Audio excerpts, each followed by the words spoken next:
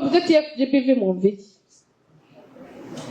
TFGBV ubwo ni amagambo nyine magufi ariko ni technology facilitated GBV. Ubundi technology yazanye ibisubizo byinshi pe, haba uburyo dukoresha computer twari tuyikeneye, uburyo bw'itumanaho, uburyo bwo kugera kuri service, uburyo bwo kweshanja amafaranga, ni byinshi cyane technology yatuzaniye. Ariko harimo n'ibyo yatuzaniye nabyo tuyikoresheje nabi bishobora kutugiraho ingaruka. Ihohoterwa rero akenshi usanga iyo tuvuze TFGBV mu bitandukanye, cyberbullying, hari abo nigeze guhugura hano kuri cyberbullying, ariko iyo tuvuze TFGBV, cyberbullying nayo hazamo n'andi mahohoterwa atandukanye. Bishobora gukoreshwa telefone, computer, ushobora gukora TFGBV, urabibona, ihohoterwa rishingiye ku gitsina gifashishije ikoranabuhanga, ukarikora uzi ko hari abantu wibasiye, ariko ejo mu gitondo bikaba ari wowe bigiraho ingaruka zikomeye cyane. Buri wese ashobora kuba victim, buri wese ashobora kuhohotera, ahubwo turareba twabyirinda gute. Ihohoterwa rishingiye ku gitsina ryibasira abagore cyane kurusha abagabo.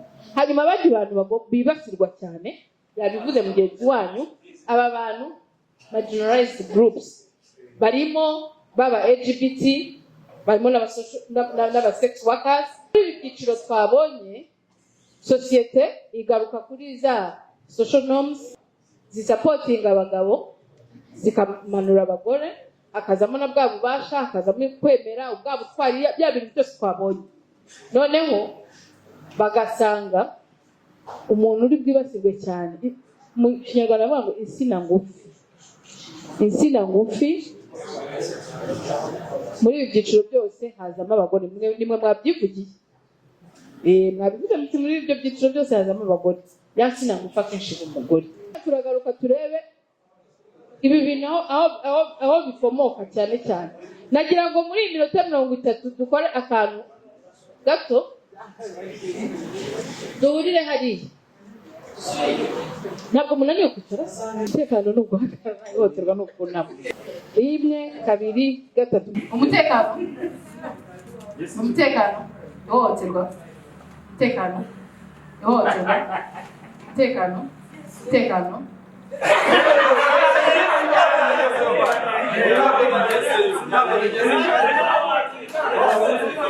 Ihohoterwa, umutekano, ihohoterwa.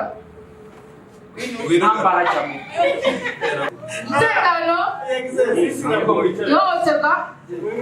ihohoterwa, umutekano, Most of the time uzasanga abagore bibasirwa, ntabwo bibasirwa bonyine, ari naho iryo hohoterwa ritandukanira.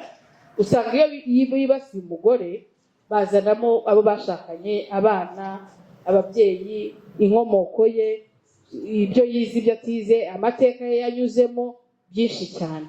Aha ndagira ngo ndabishimangira mvuga ngo nubwo imibare igaragaza ko abakorerwa ihohoterwa abenshi ari abagore, ariko the sad fact nuko n'abari bakorera banabishimangira cyane n'abari abagore. Urumva abagabo nibo abagore bakorerwa ihohoterwa, bivuga ko abagore bakorerwa ihohoterwa n'abagabo, ariko usanga barishimangira, baritiza n'umurindi. Mu bintu nababwiye, mwumvise abagore babiri nababwiye baba social media influencers, kuvuga ngo niba umugabo yaguhahiye icyo ukeneye, agukubise atakwishe, kubera icyo ujya kumureba wose umugore. Abagore usanga bashimangira iri hohoterwa, iyo mibare nayo irahari. Wenda njye ntabwo naje mfite imibare, ariko dushobora kuzahurira ahandi, ariko cyonyine noneho tuganiraho, imibare irahari. So ntabwo ihohoterwa rikorwa n'abagabo gusa, nta nubwo ihohoterwa rikorerwa abagore gusa, ariko imibare igaragaza ko abahohoterwa cyane ni abagore. Hanyuma mu bahohoterwa, b'abagore bahohoterwa n'abagore bagenzi babo, bakanahohoterwa n'abagabo, sibyo? Hanyuma abagore, hari ijambo nirinze kuvuga, ko narinyuzeho gatoya, aho umuntu ashaka kwimaketinga ninjye mugore mwiza. Women material usanga bituma yumva agomba kwibasira abandi bagore kugira ngo byibura we yakirwe muri sosiyete, ashimwe muri sosiyete. Nawe ku rundi ruhande aba ari victime w'amateka. Za social norms twabonye tunakora kuri anti-sexual harassment policy muri media, abagabo baduhaye ubuhamya bw'ihohoterwa bakorewe barabivuga. Abenshi ntabwo bari bazi ko barikorewe, bumvaga sexual harassment barabandi baranatwataka mu gihe gukuraho imibanire y'Abanyarwanda, mu gihe gukuraho umuco, mu gihe baratwataka. Ariko uko tubivuga byarangiye abagabo baduhaye ubuhamya bw'ukuntu bakorerwa sexual harassment muri media. N'ahangaha rero TFGBV hari abagabo ntibajya basabirwa kwicwa kubera ko ari n'umugabo. Hari ihohoterwa ushobora gukorera umuntu ukorera ku gitsina, umugore, umugabo n'iki. Hari n'ihohoterwa ushobora gukorera umuntu kubera ko mu mutwe wawe wavuze ngo uyu ni umunyantege nke. Abagore bya bintu bya mitekerereze sosiyete ifite, abagore ni abanyantege nke, ni abanyabwoba, ntabwo bashobora kwirwanirira, nta jambo bafite, nta mafaranga bagira. Bya bintu byinshi mwabonye ejo tumaze n'iminsi tubona, ugasanga umuntu akoze iryahohoterwa kubera ko uwo mugore meze gutya, cyangwa se nkakora ihohoterwa kubera ko umuntu ari umugabo. Urumva uyu mugabo ni umunyembaraga, uyu mugabo yewe nashaka ikintu cyo kumukorera. Murumva social media ya mbere ngira ngo njyewe namenye bwa mbere y'ibindi byose ni Facebook, niyo namenye mbere y'ibindi byose. Hanyuma rero n'izindi zigenda zizaho, bigera noneho n'igihe abantu bazikoresha cyane, ariko mu kuzikoresha ntabwo papasi yazo kwari ugwarasinga abantu bisanze batangiye kuzikoresha izo mbuga nkoranyambaga mu buryo bwo kwibasirana. Hari amateka twavuze yuko abantu bakuze bigishwa muri sosiyete, hanyuma haje kuzaho n'ibindi bitandukanye bituma abantu bagira hate speeches cyane cyane kuri social media, none abantu batangira kwibasirana. Ariko kubera za social norms zaki hakazamo ko noneho ndibasira umuntu kurushaho bitewe n'uwariwe, bitewe n'intege nkeya mubonamo. Kubera ko uyu muntu nimwibasira ashobora either guhunga cyangwa se akaguma mpaka nkamwirukanaho. Hari hagamijwe gucecekesha abantu bamwe, cyane cyane babacecekeshwa n'abanyapolitike n'abanyamakuru. Bikaza noneho kubibasira kubera ko ni umunyamakuru w'umugore, cyangwa se ni umunyamakuru w'umugabo, ni umunyapolitike w'umugore, cyangwa se ni umunyapolitike w'umugabo, kubera ko we expectinga ko uwo muntu kubera uwo ari we ashobora kutagusubiza. Uwo muntu kubera uwo ari we ashobora kugusubiza, ukamuprovoka, none ukamugeza ahantu ushaka kumwambika ubusa. Mu bikoreshwa harimo za apps twazivuze, hanyuma rero hakaza na AI. None ejo bundi none izana ibindi. AI yo ibyangiza kurushaho.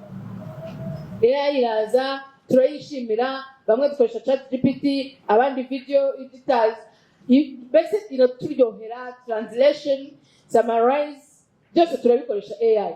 Ariko AI tuzanira na deepfake. Deepfake mujya mubona ama video, hari umuntu wigeze kumbura nyambwira ngo Arakeri ngo arimo arasohora indirimbo ari muri gereza.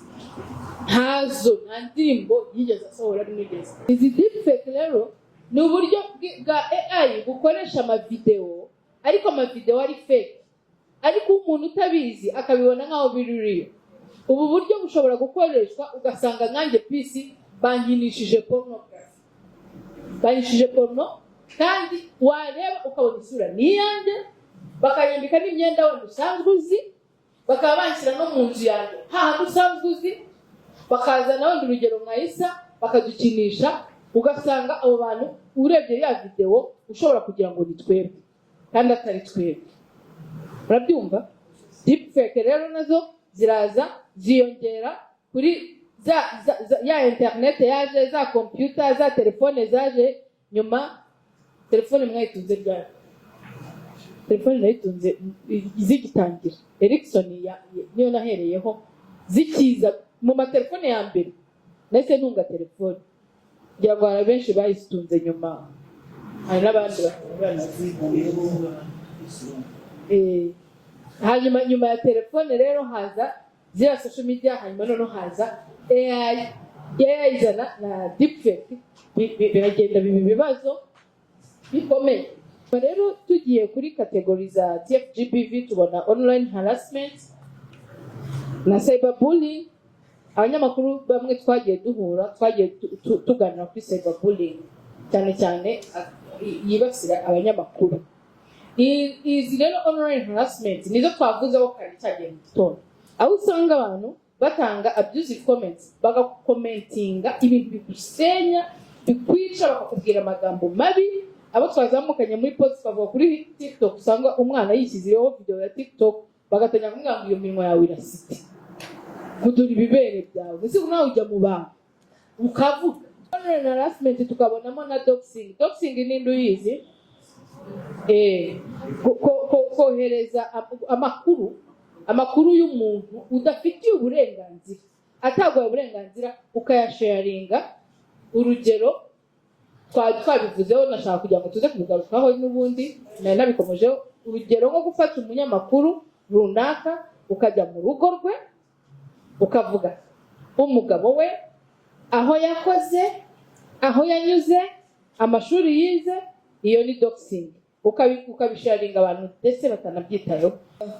Abanyamakuru rero bamwe batandukanye hano mu Rwanda, sindi buvuga amazina yabo bose, kandi ubwo navuga ariko muranabazi, bagiye bahura na doxing benshi.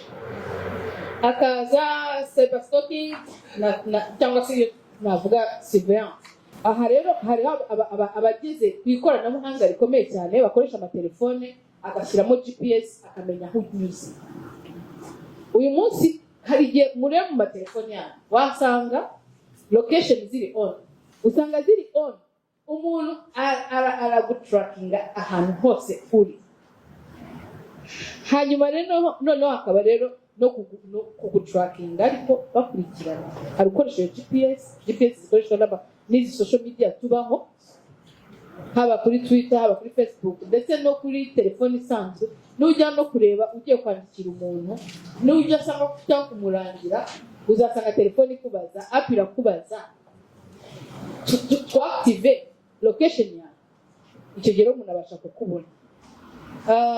Rero umuntu ushaka kwabuzinga yakumonitoringa kandi akakumonitoringa movements zawe kugeza kugezeho.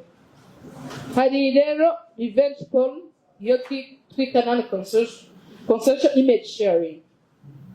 Iyi rero niyo ikunze noneho kuboneka cyane. Mujya mubibona umuntu akicara agahita ashyiraho ifoto ya PC, agahita avuga ngo mujye muri DM mbaye video ye. Most of the time baba bazifite, ariko izo video ziva hehe? Ni za zindi abantu ziva muri ya telefone ya offline twavuze, ziva muri za telefone akazibika, akaziyohereza akoresheje airdrop cyangwa se akoresheje bluetooth, akayibika kugeza igihe runaka. Abenshi baba ari inshuti zacu, aho umuntu ashobora kuvuga ati ngiza telefone yawe, yarangiza agahita yinjira mu mafoto yawe ufite. Hari abantu bakunda kwifotora bambaye ubusa, hari bakunda gufata amavideo bikinisha, hari abantu bakunda gufata amavideo bari mu gikorwa cy'imibonano mpuzabitsina. Umuntu akinjira muri telefone yawe, yarangiza akiyoherereza za video wowe utabizi, ntuzanamenya n'uwo ari we. Niba inshuti zawe nyinshi zibigusaba, ntabwo uzamenya uwabyohereje. Niba ngiye mbifashe nkabiha Ivete akabiha Diane akabiha Naomi, kugira ngo uzamenye aho byaturutse biragoye. Naomi nawe akabiha undi muntu noneho mudafite aho muhurira. Wa muntu akaba ari uza kuri social media agahita avuga ati, akazana ifoto yawe ati mujye muri DM mbereke. Cyangwa se hari n'abantu babana bakundana baba bari muri fiançailles bakifata amavideo bambaye ubusa. bakora imibonano mpuzabitsina. Hari n'abagore n'abagabo bashakanye. Ibyo byo byigeze no kubaho cyane, cyakora abantu bamaze kubona ko bitangazwa, bamwe batangira kubigabanya, ariko n'uyu munsi hari abakibikora bikaza kujya hanze. Deep fake twazivuzeho na sexual image manipulation zikoreshwa na AI, bagakwiyetinga amavideo ukora imibonano mpuzabitsina kandi atariyo, cyangwa se wambaye ubusa. Hakaza rero online exploitation cyangwa se trafficking, aho umuntu ashobora kugucuruza akoresheje bwa bubasha mwabonye ejo, kubera ko hari icyo umukeneyeho akabikoresha kugira ngo akwe-exploit. Hanyuma rero hakaza disinformation and gender hate campaigns, ari nazo zikunze kwibasira abafeminist, abagore muri rusange, ndetse n'aba LGBT ngo twabivuze, hanyuma na sex workers, ariko zikanagaruka zikibasira abagore bari muri politiki, abanyamakuru n'aba-activiste. Mu Rwanda rero ari ubushakashatsi bwakozwe na Rwamurek. Mu Rwanda bigaragara ko TFGBV igenda yiyongera cyane. Ubushakashatsi bwakozwe na Rwamurek bugaragaza ko abanyamakuru n'abagore cyane b'abanyamakuru n'abandi bagore bari mu nzego zitandukanye, ariko by'umwihariko abagore b'abanyamakuru bahuye na TFGBV ku rwego ruri hejuru kandi byabagizeho ingaruka. Ndetse ubu bushakashatsi burangiza busaba ko habaho ingamba zikomeye cyane zo gukumira, ari nabyo mu kanya tugiye kwinjiramo muri aya magroupe. Hari abandi bantu bazwi cyane ku isi bagiye bahura na TFGBV. Hari umunyamakuru witwa Alia wo muri Amerika yahuye na online harassment. Igihe yaramaze gutangaza inkuru, we yahuye na TFGBV kubera ko yari yayitangaje ari n'umugore, ariko noneho byiyongeraho ko ari n'umunyamakuru. Hanyuma ahura n'ikibazo cyo guhohoterwa, bibasira noneho igitsina. Urumva? Ariko mu kumwibasira bazanamo kuba ari umugore, bamwibasira mu buryo bamukorera sexual harassment, ariko bayikorera online. Nawe ni nk'umunyamakuru yavugaga ku burenganzira bw'abantu bakoresha digital no muri Pakistan. Nawe yarahohotewe cyane nyuma y'uko agaragaje ko abagore bari muri minority communities bahohoterwa cyane. Yarahohotewe, akoreshwa cyberbullying, ndetse ku rwego ruri hejuru byatumye ashaka no kwiyahura. Hari na Nadia mu Bufaransa, ni benshi ntabwo najya kuri liste yose, ariko noneho tugiye muri impact kugira ngo tujye mu magroupe, tubona ko TFGBV ishobora gutera ihungabana, ibibazo byo mu mutwe. Ishobora cyane iyo ikorerwa kenshi, ishobora gutuma udisparate abantu bakakubura. Ishobora kandi no gutuma ukomeza kubaho muri iryo hohoterwa ridahagarara, bikanatera kuba umuntu ashobora kujya no muri depression. Ibimenyetso byayo bimwe abamo no gushaka kwiyahura. Profession impact, hari abanyamakuru bamwe batangiye kureka gukora stories ziri sensitive, sibyo? Akavuga ati izi nkuru ejo sinzi ibishobora kumbaho, bigatuma umwuga we awureka. Hari abantu batangiye kuva kuri social media bareka kuzikoresha. Ninde musharinga amakuru? Kuko gusharinga amakuru n'abantu abo ari bo bose ubonye nabyo bishobora gutera ibibazo. So mu mategeko y'u Rwanda hano dufite umunyamategeko abizi mu bijyanye na cyber crimes ndetse na gender based violence. Hari amategeko abihana. Nibagiye gushyiramo ingingo ya sexual harassment, nayo ifite ingingo ifite nayo ingingo zihana sexual harassment, ejo uzababwira. Rero niba ukorewe TFGBV, ihute gushaka uburenganzira bwawe. Hari ukuripotinga uwagukoreye ihohotera, kubera ko izi platforms dukoresha zifite uburyo bwo kwipotinga abuse. koresha ubwo buryo. Ikindi cya kabiri, don't engage yourself muri ibyo bintu. Most of the time abantu bajya kwisobanura no gusubiza bikaba bibi cyane. Hari uburyo bw'amategeko buhari, hari na policies zihari zo kuripotinga TFGBV, abantu ntibazikoresha kugira ngo babone ubutabera. Ni ukuvuga ngo iyo umuntu ashatse cyangwa se wowe ushatse gukoresha, tuvuge niba nkoresha iyi machine, njye nakoresha iriya, nkaza muri iyi machine nkafunguramo email, ntabwo bazemera ko nyifunguramo. Icyo gihe bazohereza email cyangwa se message kuri ya telefone yanjye, bakanamba nimero kugira ngo confirmation baragwana nimero kugira ngo bakonfaminge neza ko ari wowe. Hakaba n'ubundi buryo aho noneho bakubaza ibibazo. Buriya akenshi iyo dufungura accounts zitandukanye muri platforms zitandukanye, social media platforms, hari ibibazo batubaza. Most of the time tubisubiza tutabyitayeho, tukanabyibagirwa. Nk'ubwo bakakubaza ngo primaire yawe wayize, ugasanga warabeshye. Wenda wize ubuzinganzwiri, wabize bavuga ngo wize kutivugiza.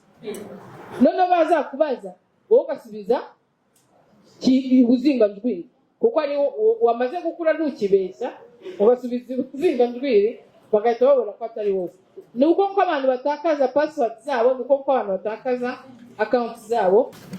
Muzarebe iyo bakoza password, iyo uyishyizemo bahita baguha message kuri wiki kugeza uyishyizemo iri strong, bakanagusuggestinga ibintu washyizemo, utubazo, utudomo, udutangaro, mbese utuntu dutandukanye, inyuguti nini, imibare, ibyo bintu byose bikaba birimo kugira ngo abahakazi batabasha kwinjiramo mu buryo bworoshye. Ikindi kandi kwa updatinga devices, izi telefone dukoresha, ugasanga ubayeho utayapdatinga, umuntu wese ashobora kugeraho, cyangwa se apps ndetse n'antivirus dukoresha sometimes utanga tutayapdatinga, bitera ibindi bibazo. Hari ukuntu ubuse nitwiconnecte kuri nuza ya hano, kuri wifi ya hano, hari message baduhaye kwiconnecting. Mwayibonye message baduhaye, mwiconnectinze bwa mbere bitari automatic, bamuhaye message mubaza niba ashobora gusharinga, haba ari okay na no. Sibyo? Iyo gusharinga information ziri muri device yawe, ntabwo mwabyitayo. Muzabirebe igihe cyose urimo gukoresha, utangiye gukoresha wifi y'ahandi hantu iri public, hari message baguha bakubaza niba wemera gusharinga information ziri muri device yawe n'izindi devices. Hari abantu bahita bavuga yes, batanabizi na batanasoma. Hari abantu bakunda kuvuga yes atasomye cyangwa kumva n'ibyo ari byo wenda ntanabazi. Ubwo nuvuga ngo bya bintu wabitse muri machine yawe cyangwa muri telefone yawe, jewe PC ishobora kubyaccessinga nkabibika. Abantu babaza amakuru man kuri Facebook umuntu araza n'umuzungu, urabibona ko ari uruhu rw'umuzungu, akagusaba ubushuti. Abantu ikintu cya mbere mwihutira no kureba iki? Kureba ni profile. Wajya kuri profile ugasanga ni inshuti ya Dianuzi, ni inshuti ya Kanyanuzi, ni inshuti ya Inosuzi, ni inshuti ya Magnificuzi, uyu muntu aranzi. Ariko kugira ngo azajye kugusaba bwa bushuti, aba yarabanje kwinjira muri account yawe, profile yawe akayijyamo, akamenya za nshuti zawe, akaba ari zaheraho zikamubera inshuti kugira ngo azabashe kugeraho. Target ari wowe. Uwo muntu iyo foto ye ntitwa ari n'umuzungu koko, n'amazina ye twavuze ku mazina ya fake. Nuzi ko nayo mazina afite araye, akagusaba ubushuti ariko afite ikintu agamije. N'ubundi baranyibye mu rugo iwanjye nitangiye amafaranga. Umuntu araza ajya kuri gate, asanga umuzamu kuri gate ati bari banyohereje ahangaha ngo nze ngo hano murashaka amavaze y'indabo ndi mu rugo. Imodoka y'umugabo yari irimo isohoka, abazinzi amatungo arashaka iki, undi ahita amusubiza ngo aje gukora amavaze y'indabo hano mu rugo. Undi nawe ahita yigendera yumva ko nyine hari umuntu twavugana. Wa mugabo arinjira, bamuhaye karibu, arinjira ngeze arambwira ati muzehe asize ambwiye ngo njye nkora amavaze y'indabo, turashaka amavaze y'indabo.